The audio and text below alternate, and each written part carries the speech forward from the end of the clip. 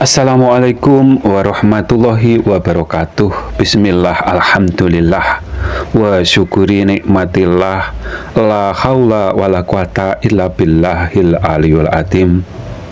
Yang dapat disebut dengan kekafiran diri kita itu banyak.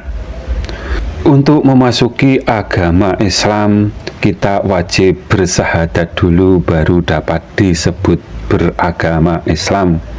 Akan tetapi setelah bersyahadat, kita belum dapat disebut beragama Islam secara sempurna, atau masih dapat disebut dengan kekafiran diri kita, karena kita wajib beriman dengan rukun iman yang ada 6 dan rukun Islam ada 5 yang wajib diketahui dan dilakukan.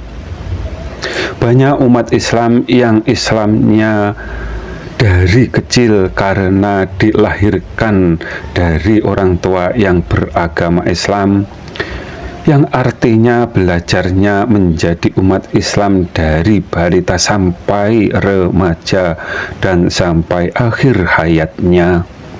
Akan tetapi bila ditanya apa yang disebut dengan kekafiran dirinya sendiri, malah lari atau tidak dapat menjawabnya. Apalagi di akhir zaman ini yang akan berganti ke zamannya Imam Al-Mahdi yang tidak lama lagi.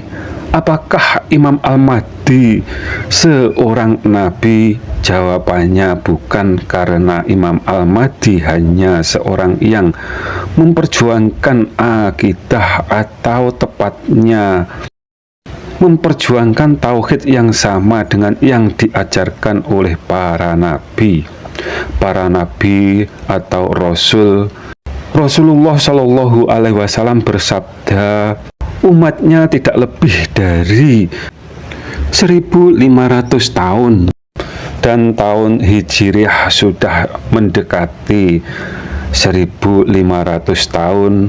Kita sebagai umatnya baginda Nabi Muhammad Shallallahu Alaihi Wasallam, beliau penyempurna syariat yang artinya setelahnya tidak ada nabi yang diutus memperbarui syariat yang ada. Kata penyempurna tidak dapat diartikan bahwa yang diajarkan para nabi yang sebelumnya itu sesat.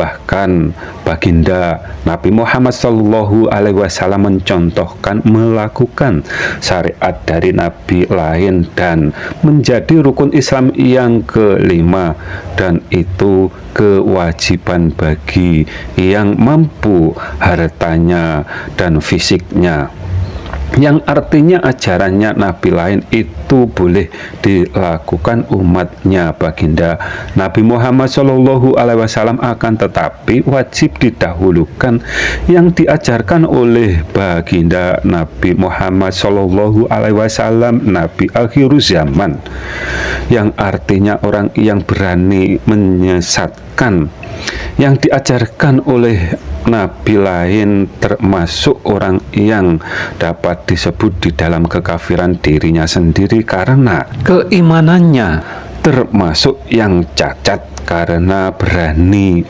melebihi sifat wenangnya Allah Subhanahu wa Ta'ala yang tidak pernah melaknat ajarannya para nabi lain, dan mereka berani mengatakan sesat yang diajarkan oleh para nabi yang lain, dan yang demikian tidak pernah dibahas oleh ustadz ataupun para ulama.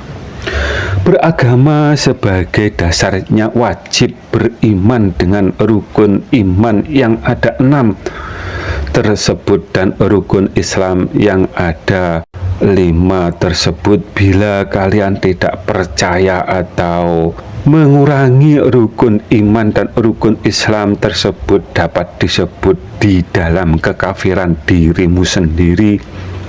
Untuk agar kita dapat di jalan yang lurus seperti yang tertulis di ayat Fatihah yang paling akhir, seperti mereka yang ditunjuki jalan yang lurus, bukan seperti mereka yang akan mendapatkan murka dari Allah Subhanahu wa Ta'ala.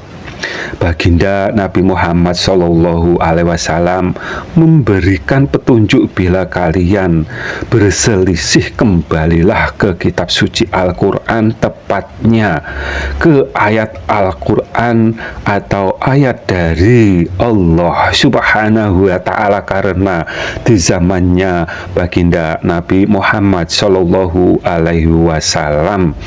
kitab suci Al-Quran belum kitabkan, yang artinya di akhir zaman akan ada ulama KW yang akan mengatasnamakan sabdanya Baginda Nabi Muhammad SAW. Oleh karena itu, kita wajib sepakat dengan kesepakatannya para ulama, bila ada ayat yang mereka ingkari, walau satu ayat saja, sudah dapat disebut kafir atau mereka dalam kekafiran dirinya sendiri.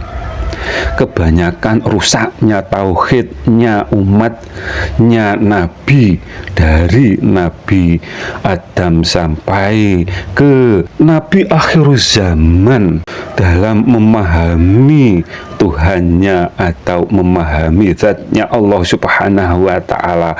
Ada ayat yang diingkari atau yang diselisihi, atau ada ayat yang ditinggalkannya, atau yang sering kami sebut dengan bertauhid bermata sebelah, yang digambarkan sebagai Dajjal bermata sebelah.